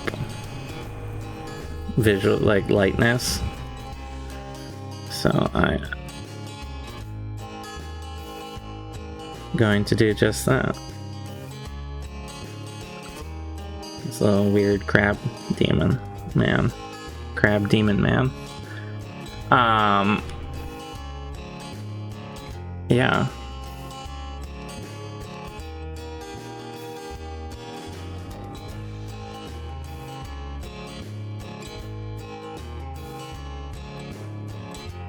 But there's never really been a better time in terms of price, because back in the day, minifigures were very dominated by like Warhammer, things like that, back when I was younger, and they were, and still are, the Warhammer stuff's kind of pricey.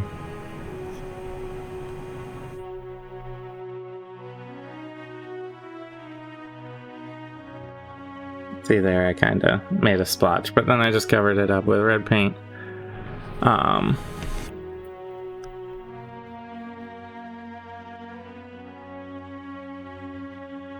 yeah, like, I know the miniature quality might not be the same as if you were getting into like 3D printing or something. So like this miniature we 3D printed ourselves. We're not the designer, but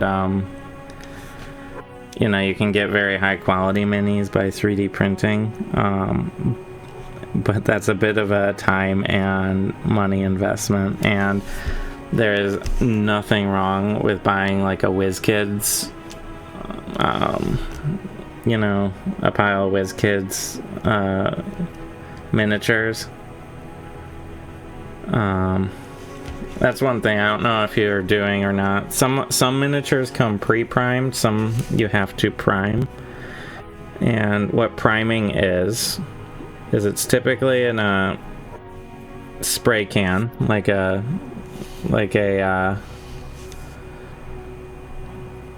spray paint bottle. And it's just it's like painting in a house. It's an initial coat. It gives something for the paint to adhere to. And helps. So if you're finding when you're painting that like paint isn't sticking to the miniature and it's sort of coming off,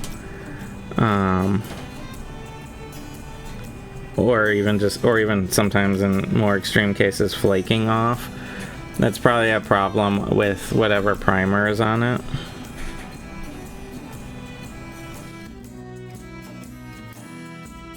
You got it into a paint though, not a spray can. Yeah.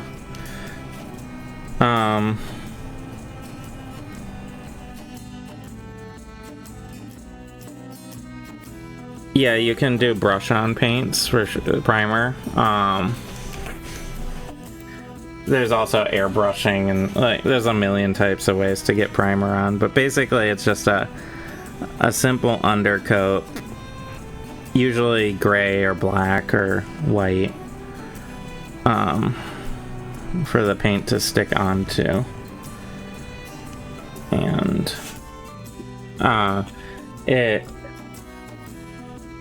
it can be very valuable for not having to repaint a whole bunch. So what I'm doing here is I grab my little brush and I am taking the same bone white that I did before. And I'm just gonna put some teeth on this guy.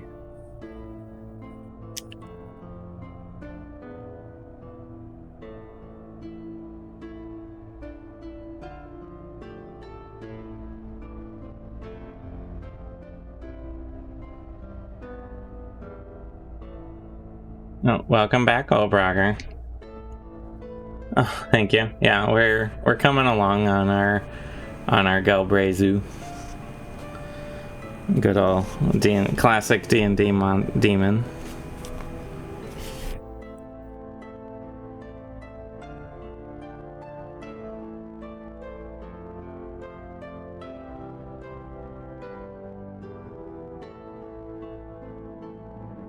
Just getting a little bit of our teeth put in. Oh well. Thank you for the lurking. Yeah, have fun with Baldur's Gate. It's so good. Do you know what class you're playing? Yeah.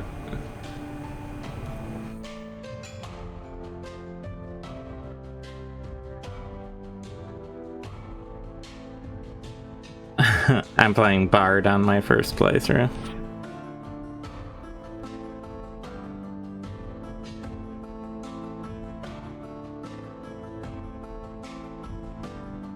So this maybe here shows a little bit of what a finer brush is able to let you do without going to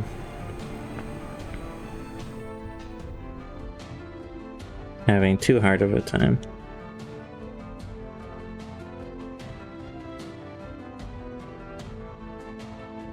And you can see I don't actually have the steadiest hands in the world, but for things like this, what I do is I try to ground my hands on the counter. I love what Baldur's Gate, but sadly the internet cafe I go to hasn't gotten the full version, so you can only play the demo. Yeah. It is so good. I have been losing so much sleep playing it. Hopefully they get the full version soon.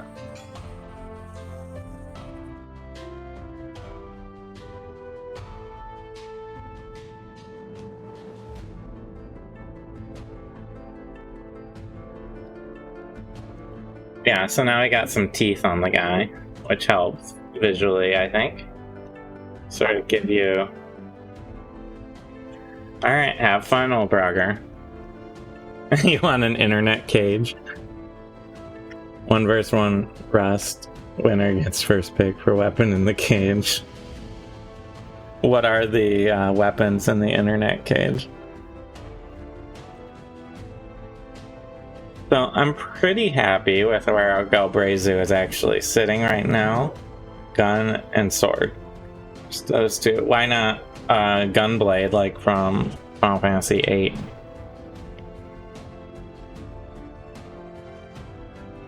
Now, I always like doing this, so I'm gonna just do it, because it gives them a more demonic appearance. Real mermaid versus centaur energy. Yeah. That was a good discussion, I think. Wow. And always remember to wash your hand afterwards, because you'll find that you get yourself covered in paint for no reason whatsoever. Sometimes on the larger figures, I'll actually wear nylon gloves, or not nylon, whatever the gloves are.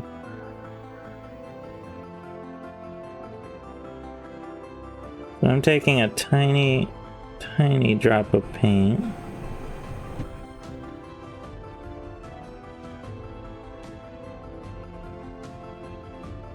A bright yellow, and I'm just gonna very, very carefully and deliberately poke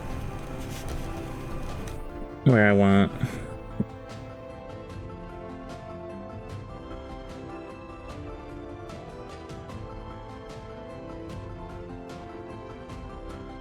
I take a lot of time to line these up, make sure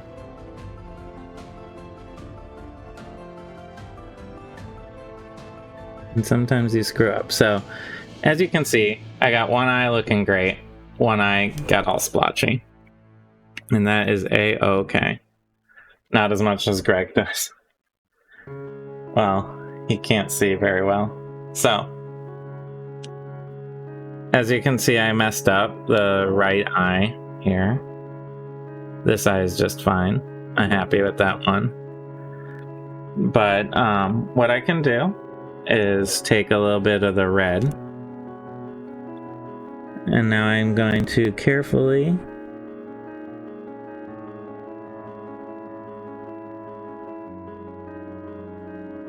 go over where that splotch is and just clean up the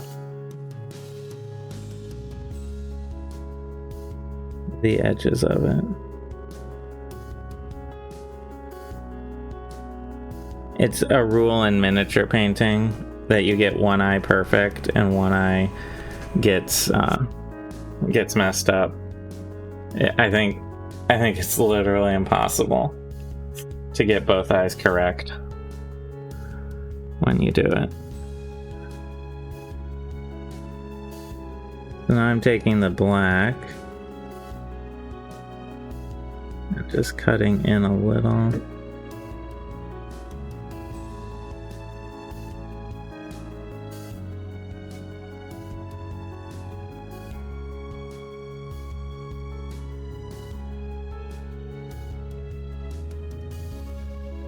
Now it's looking better.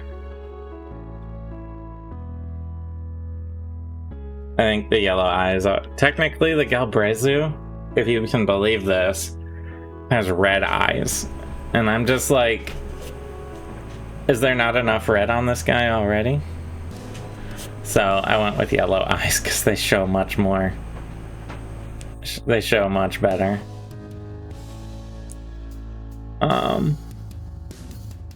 Let's see. Couple more little things I'm gonna do, and then I'm gonna paint the base. Gonna take some red and wash on the hands here because they feel a little flat and dark.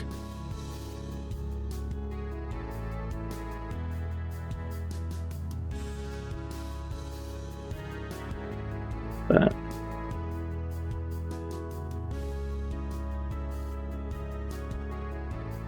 yeah, I'm pretty happy with our Galbrezu here.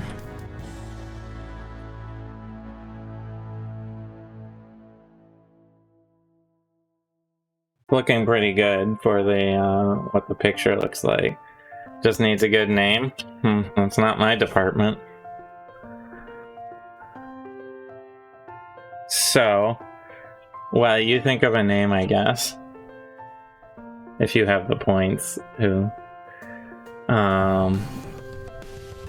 What I'm gonna do is paint the base, and I always find out hilarious how much the base makes the miniature look more complete. For some reason, when you paint, and I'm gonna do the base in just a gray. I'm not gonna try and be fancy with it. Crimson Clapper, you really spent 10,000 points to name this guy the Crimson. Is it just Crimson Clapper or the Crimson Clapper?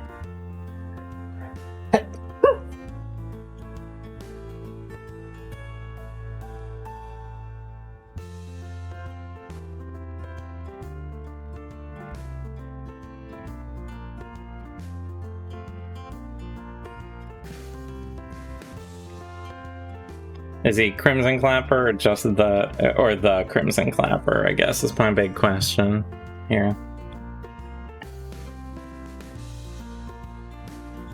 Two sets of hands. There's no just Crimson Clapper. The Crimson Clapper is his father's name. It's a name, not a title. Understood.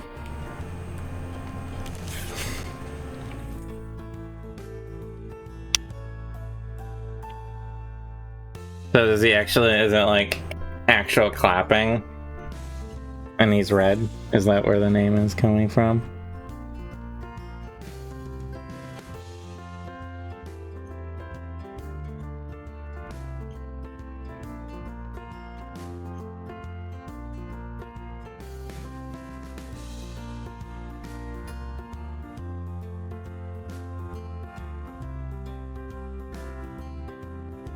He may never have clapped a day in his life. Oh, understood. My mistake for making assumptions.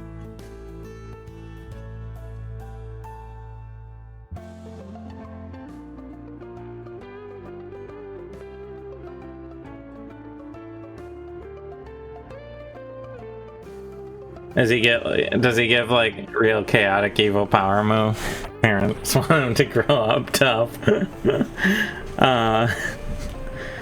Says every time someone goes like, "Oh, so do you clap?" Does he just let out this like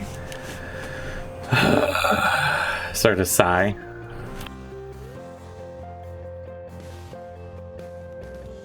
Every time. Which is like all the time.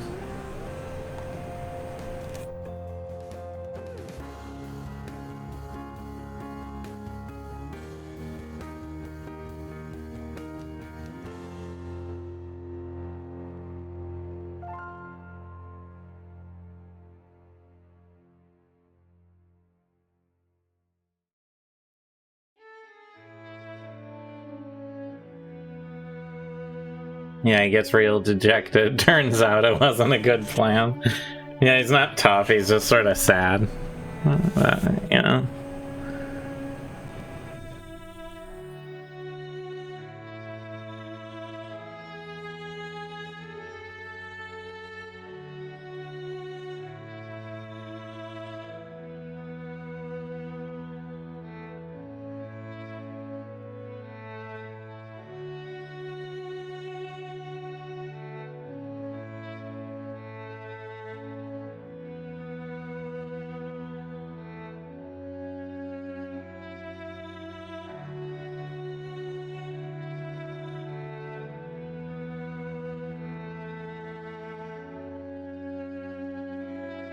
He's still good in a scrap, but it's happened so often he's lost all desire to correct people. So if someone's like, "Clap for us, Crimson Clapper," he's just like, goes along with it because he's just tired.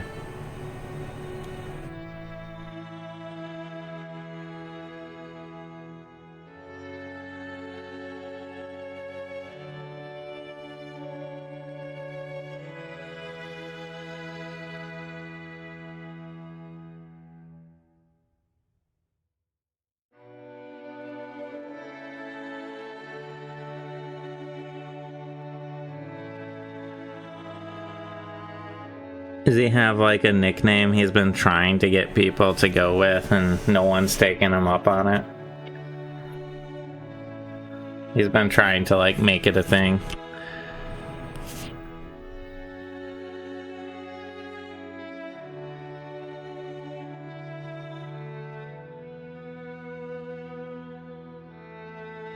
Like, because his first name's Crimson.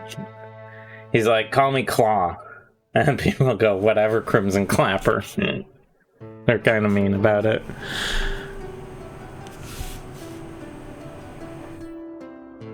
But no, I go by Claw.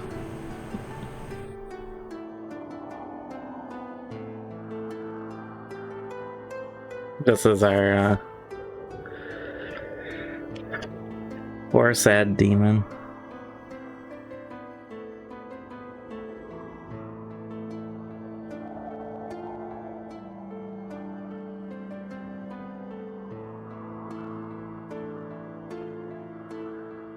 Off the camp. There we go.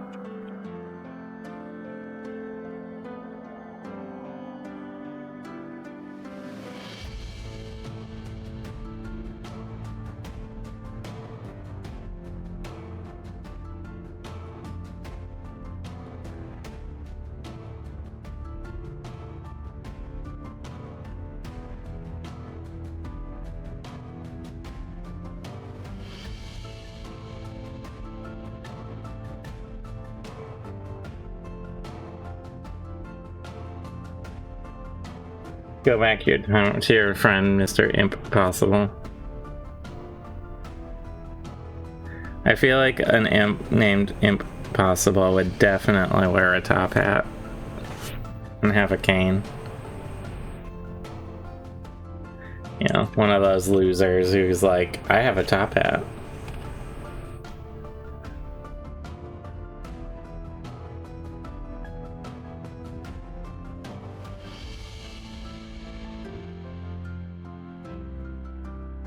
those cool people at the top out. Whatever you say.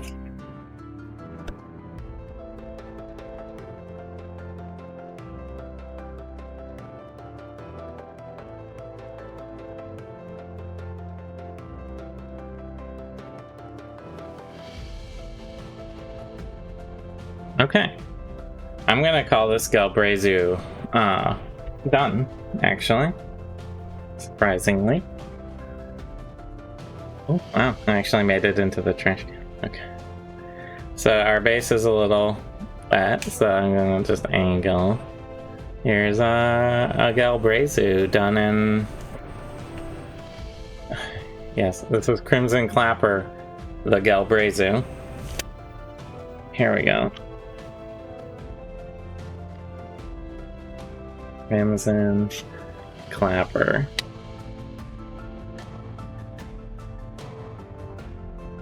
Crimson Clapper, the Galbrezu. I think he turned out alright. You know, he looks intimidating for a crab guy. Alright, so, as I said, Greg will be back. He's coming back today, so Wednesday we'll be doing Sub Wednesday like we've been doing before, where he's painting a old-timey submarine model. So unless something weird happens, Sub Wednesday will be back, but then he is leaving again for the long weekend. So we're going to have more demons on Friday, where I'm going to be painting this guy, which I think is of rock, but I'll look it up before then. He's got like a little bone skull, sort of vulture demon monster.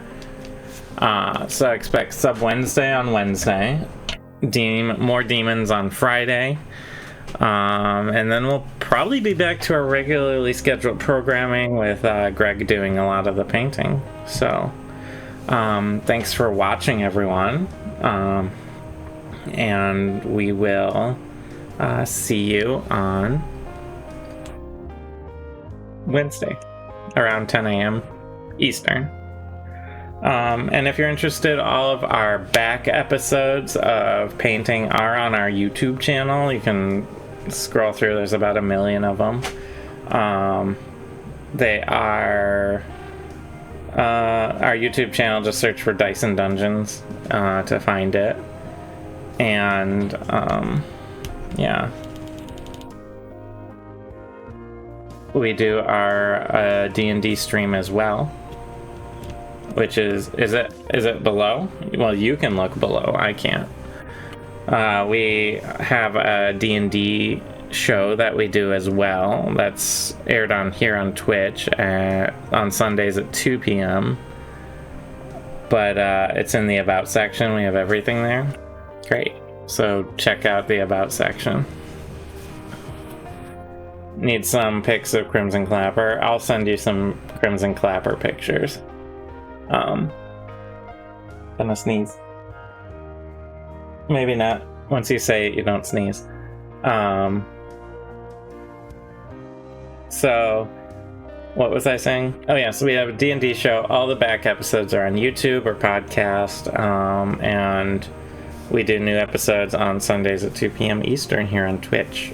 So, thanks for stopping by, everyone. Thanks for asking questions and things like that.